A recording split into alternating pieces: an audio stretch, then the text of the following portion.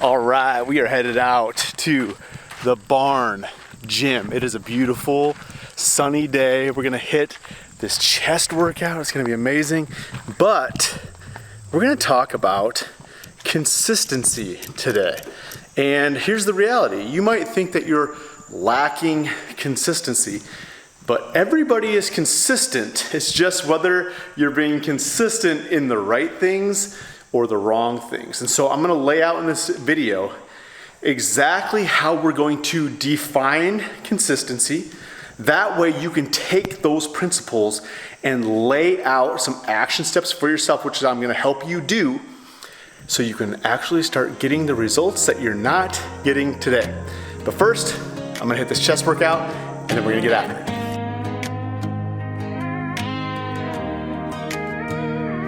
You keep your guard up like it's what it should.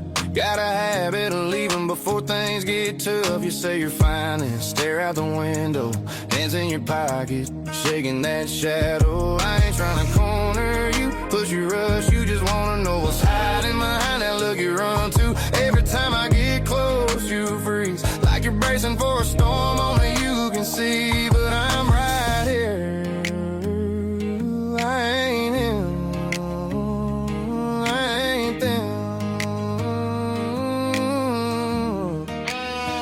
Tell me how you really feel. Not a line you talk when things get real. If you're scared, say you're scared. If you care, say you care. I feel like chest way better than what it used to be. I actually have like upper chest now. That's just years of consistency, dude. It took so long to build. Just consistently eating the food over and over and over again.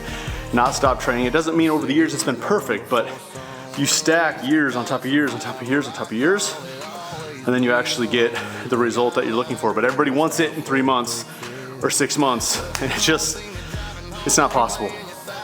It takes so much time. Your body can only build so much muscle naturally every single year.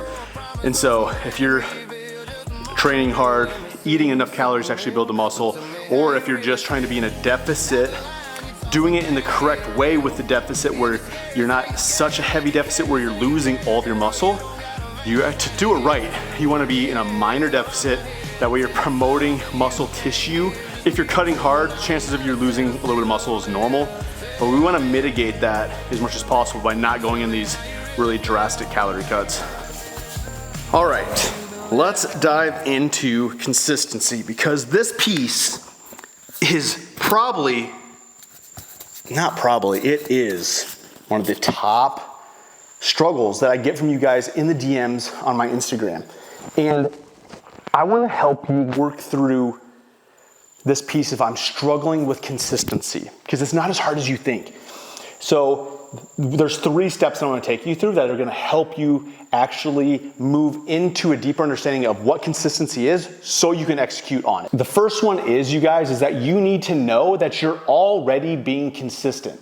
It's just whether you're being consistent with the right things or the wrong things. I hear this every single day, is I'm struggling with consistency. Well, you're consistently doing something that isn't moving you in the direction towards your goals. And so I want to use this to build you up so you know, hey, I have the ability to be consistent. I just need to change it. Instead of using the consistency as a negative piece in my life, I'm doing all the wrong things, to I have that ability. I just need to turn it and switch it into some simple steps to build positive things in my life that move the needle forward towards my goals, my ambitions, and my dreams. So you have that ability.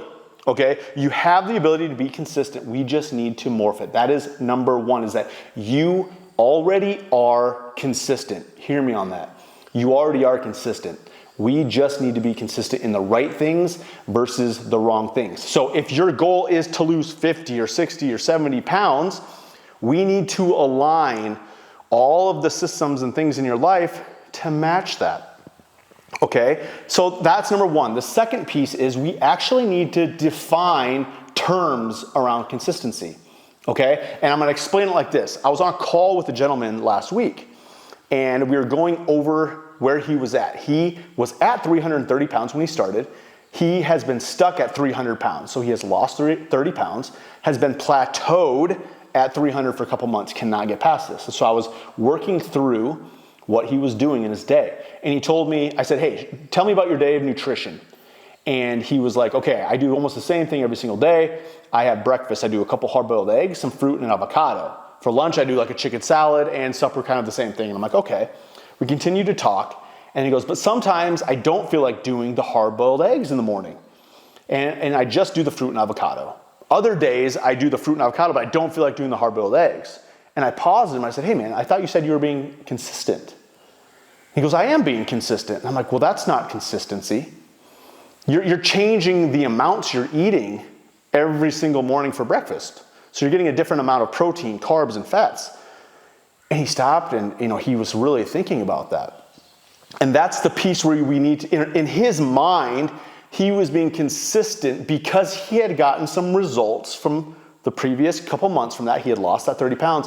And that level of consistency, his defined terms, had helped him lose that weight, but now he was stuck. And so every time we get to a new level, we have to zone in on what consistency actually is so we don't plateau, okay? And he had gotten to that point where he had to face the reality of you are not being consistent as much as you think you are. Yes, you are choosing healthier foods, which was better. That helped him at the beginning.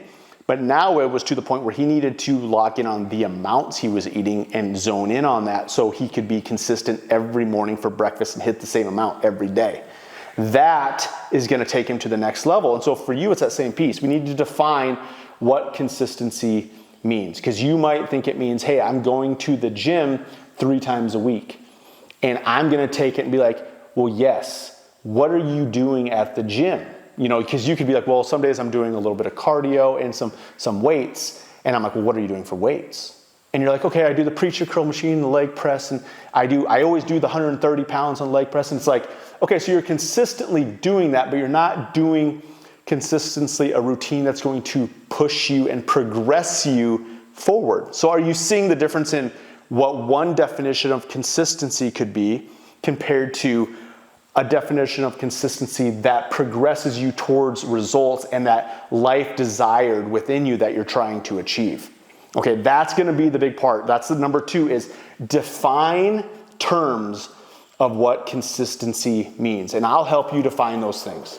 And the third thing that I know is gonna help you get consistent is building out a very simple few steps in the morning that align your day with your goals. And you've all heard this, and I think it's relatively stupid in general to have this big morning routine, like jumping in an ice bath and then meditating 15 minutes. Like, those are all great things, but if they take up so much time and you can only do them when you're at home and in a perfect world when you're feeling great, then they're not a true morning routine that helps you set yourself up for success no matter where you are, 7 days a week, 365 days a year. It needs to be simplified and not time consuming and not something that's only defined or executed on when you're feeling perfect. Because exercise, you guys, is for when you aren't feeling perfect. Exercise is there for you when you are having a bad day, when you aren't feeling good, when you aren't feeling good about yourself and when you look in the mirror. That is when exercise is for, not for when I'm feeling great and my energy level's high and everything in my life is going perfect. We flip that around, and oftentimes when things are feeling perfect, it's really easy to go to the gym, right? But when we actually realize, no, this is the piece for me, this is the antidepressant for me, is when I go and I'm not feeling good, and that helps me feel better. Okay, so when we set up a simple routine that you can do, whether you're feeling good, whether you're feeling like shit, whether you're at home, whether you're on vacation, you can always execute it. Okay, mine is simple. Mine is I get up in the morning, I get movement. So for me, it's just walking out my door over here and walking down the drive. I get movement, I get sunlight every day, I get electrolytes or hydration. I do those 2 things right off the bat. I walk, I get sun, and I hydrate. And the last one is I practice gratitude in those moments.